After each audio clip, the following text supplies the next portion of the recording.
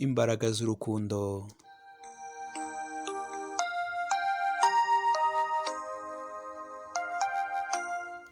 Ko utangaye bite? Izo soni mbona ugize n'iziki? Ubwo nawe mu kwimwarura arikoroza areba hirya, arasukuma burahakwirwa maze aravuga ati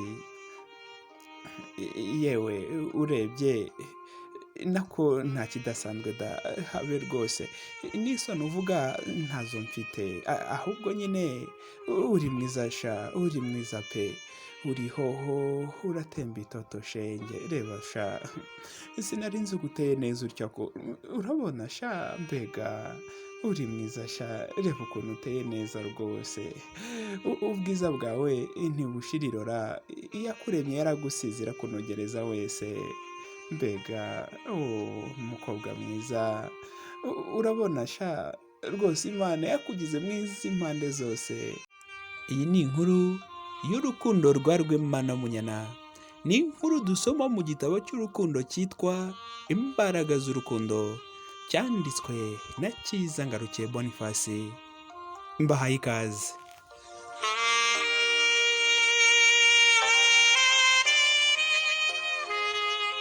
Duherukana muri epizode ya 10 aho Rwema rwose yari yakomeje guhakanira ababyeyi be kataraye yivugisha. Munyemerere rero uyu munsi dutangire epizode ya 11. Epizode ya 11 itangira itubwira ko Rwema yataye umutwe neza neza.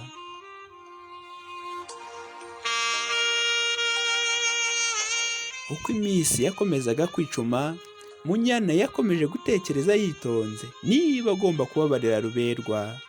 Amaze kubifataho umwanzuro, aramuhamagara amusaba ko baza kubonana nimugoroba barangije akazi. Bombi babyemeranya batyo. Muri iyo minsi Rwema we yari yaracanganyukiwe neza neza. Yahoraga yumva ijwi rya Munyana rimuhamagara, yongera kumva iryo jwi rwose rimubwira kujya ku muhanda akareba ko yabona umukobwa wamutwaye uruhu n'uruhande. Ntiyazuyaza, ahita yerekeza mu cyerekezo yabonye uwo mukobwa yerekezamo. Ahagarara ku muhanda yitegereza umukobwa wese utambutse. Ni nako kandi yacishagamo akivugisha yikiza irungu agira ati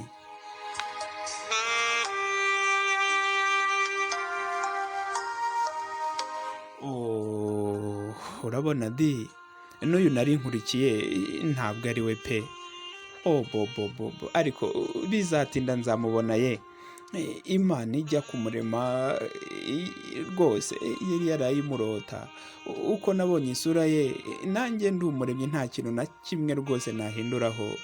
Ukameze rwose aratangaje, uriya mukobwa rwose ateye neza. Ubwo twaganiraga yarasekaga nkabona imbaga yose iramwitegereza kuko ni mwiza bihebuje. Ubwiza bwe nta handi rwose nigeze mbubona. Ninongera kumubona nzajya mbimubwira kenshi ko ari mwiza. Rwose ubwiza bwe mu kubivuga bizaba ari ibintu bintera ishema. Mana yanjye, wazanyemereye rwose nkongera nkamubona, isura y'impora mu bitekerezo, indoro ye nyibona mu maso yanjye, ijwi rye rimpora mu matwi. Kuba rwose naramukunze ni iby'agaciro gakomeye kuri njyewe, bintera ishema rwose kumuvuga.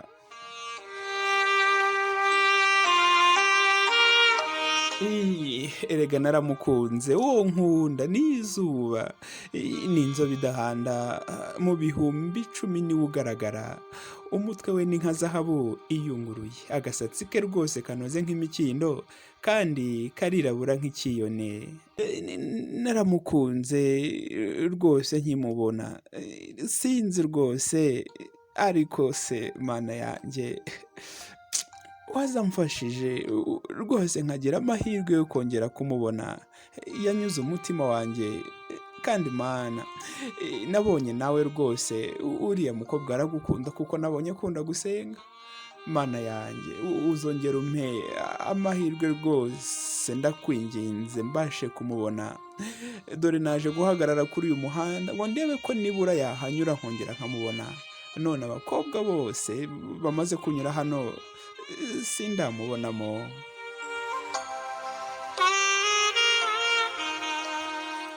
Iwabo wa Rwema bibabajije aho yiriwe, dore ko yari yababwiye ko atari bujye ku kazi, ariko ntibabasha kuhamenya. Kubw'amahirwe barabahamagara bababwira ko umuhungu wabo ahagaze ku muhanda, akaba ameze rwose nk'uwataye umutwe. Ngari kwitegereza abakobwa bose batambutse, agacishamo bamwe akabirukaho. Ababyeyi bagwa mu kantu, bihutira kujya kureba umwana wabo.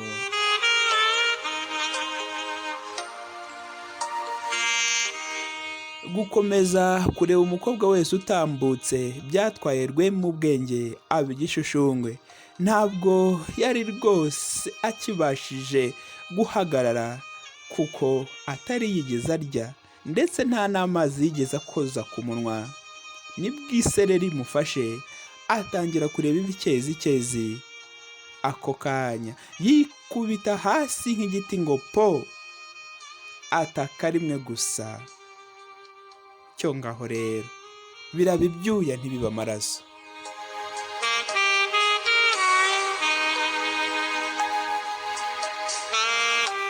Nahangaha episode yacu ya 11 y'uyu munsi irangiriye.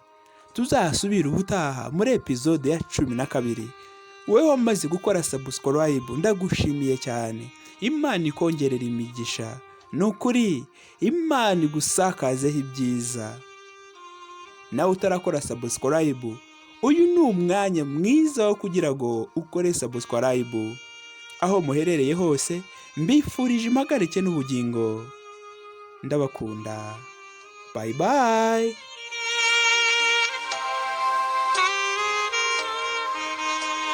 Iyi ni Kingabo Editions TV. Kora subscribe kuri Kingabo Editions TV.